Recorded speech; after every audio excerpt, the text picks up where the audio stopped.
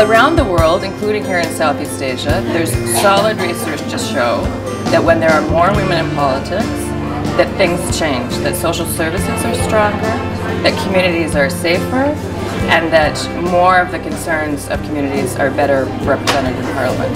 Because it is a matter of fairness.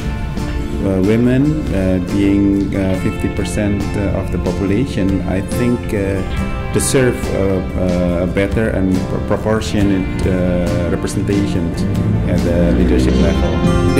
We certainly need a change, a political culture, in the way politics is managed and politics is handled traditionally and historically, which is mostly dominated by men.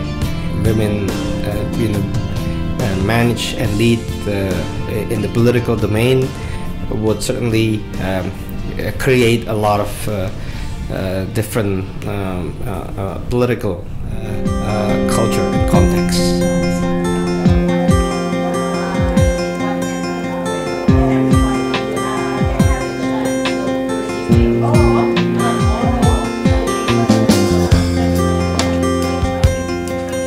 Women leaders can give different perspective than men, and also they bring the interests of women that often are neglected by male leaders. I'd like to expect women leaders to also bring a different perspective for the interests of the public as a whole, the society as a whole.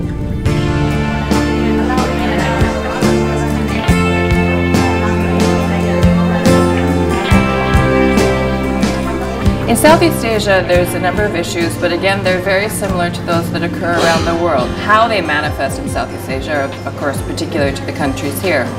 But they're the same. They're about mobilizing resources because women have less access to money. It's about levels of confidence. It's about opportunities to gain experience.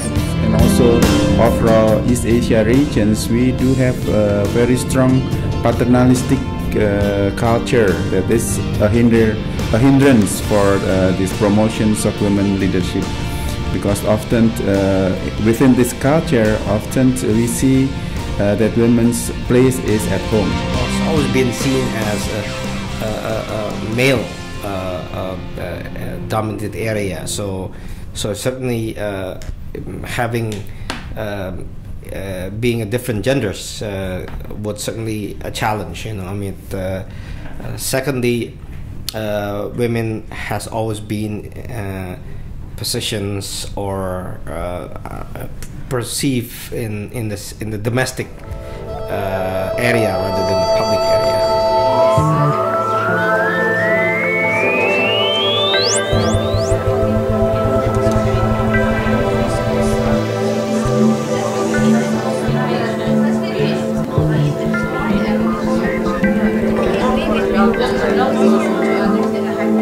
What Kemitraan is doing, sharing experiences of people's successes and what hasn't worked, and really spending time working with political party leadership on how to include women more effectively. It has to include three approaches in three different levels. At first is the level of paradigm, the thinking, the way of thinking about women. This also includes culture. And then the second one is at the level of systems, regulations within the society and within the government, so that it allows more women to improve. This can also include affirmative actions if necessary. And then in the third level is the improvement or the building of women's leadership itself in terms of capacity and knowledge and techniques in politics. Legal framework or special policy like affirmative policy can be used to bring more women into the public sector, enable women to get more educational opportunity. That in itself would create a different sets of skills and attitude. Allow women to enter into the arena of politics and other public domain. Then so basically giving more women opportunity to be involved in public life and public decision making process.